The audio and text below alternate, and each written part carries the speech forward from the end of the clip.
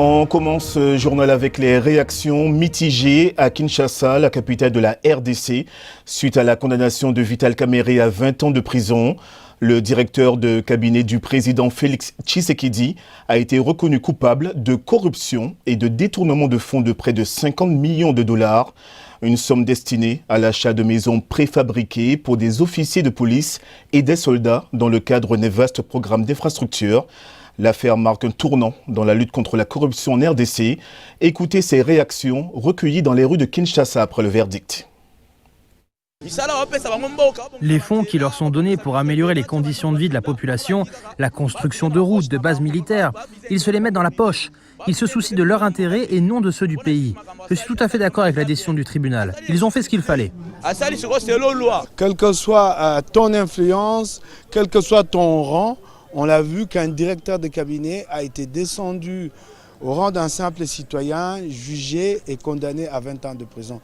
Ce n'est pas que je m'en réjouis, mais je vois l'avenir de mon pays. Ce n'est pas évident que ça va servir de leçon, mais au moins chacun d'entre nous a désormais une petite peur au ventre en se disant si je tripote dans les comptes de l'État, c'est pas évident que ça restera impuni. Parce que oui, bien sûr, on connaît Kamerhe. Kamerhe a été condamné soi-disant pour détournement de fonds publics, mais la justice n'a pas été en mesure d'apporter les preuves tangibles de sa culpabilité afin que la population donne crédit à cette condamnation. Et pour évoquer le sujet plus en détail, nous sommes en direct de Liège, en Belgique, avec Bob Kabamba, professeur de sciences politiques. Bonsoir, professeur. D'abord, quelle est votre réaction à la condamnation de Vital Kamerhe ? Il faut avouer que c'est une grande première dans l'histoire politique de la RDC qu'une personnalité de cette importance soit arrêtée et jugée et condamnée pour des faits de corruption. Vous devez vous rendre compte que lorsqu'on parle de corruption, c'est un sport national au Congo et que c'est la première fois que l'on voit un signal aussi fort. Et je pense que ça sera véritablement dans les annales historiques de la vie politique au Congo. Ces avocats, professeurs, ont annoncé qu'ils allaient riposter devant les cours régionales africaines et devant les Nations Unies. Quelle peut être la suite selon vous ?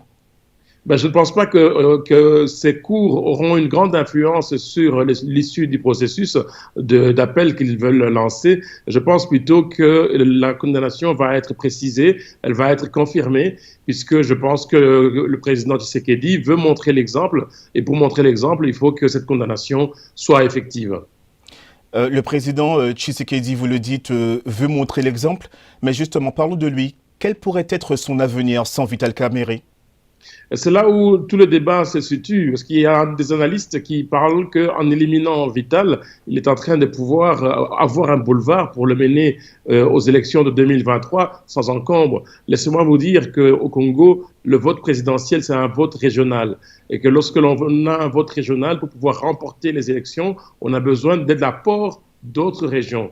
Or ici, Félix Tshisekedi, en éliminant Vital Kamerhe, si c'est ce qui se confirme, et donc là, véritablement, il va se priver d'une partie de l'électorat congolais qui ne pourront pas voter pour lui, et ce qui serait un handicap pour 2023, plutôt tout profit pour d'autres candidats.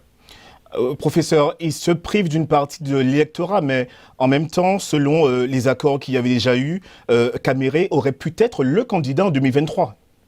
Justement, en étant candidat, Kamerhe, s'il aurait été candidat en 2023, il aurait bénéficié de l'apport, justement, de l'appui régional de Tshisekedi. Kamerhe plus Tshisekedi, ça aurait été un poids nécessaire pour pouvoir l'emporter. Alors ici, si Tshisekedi se retrouve tout seul en 2023, il aura beaucoup de mal à pouvoir l'emporter comme on peut l'imaginer. Et comment vous expliquez le fait qu'aujourd'hui encore, le parti de Vital Kamerhe, l'UNC, a réitéré son appartenance au parti du président ? Comment vous expliquez cela ? Pour la bonne et simple raison qu'en dehors de cet accord avec Cash, donc avec l'UDPS de Tshisekedi, l'UNC n'a pas d'autre avenir. Donc, ils avaient un seul leader qui était Vital Kamerhe, et ce Vital Kamerhe qui est en prison, donc le parti s'y retrouve handicapé, et en conséquence, donc l'UNC va rester une espèce de satellite de l'UDPS jusqu'en 2023. Puisqu'ils n'ont pas un leader de la carrière de Vital Kamerhe pour pouvoir reprendre le parti en main. Et donc, le parti va rester vivre au crochet de l'UDPS dans le cadre de cette coalition.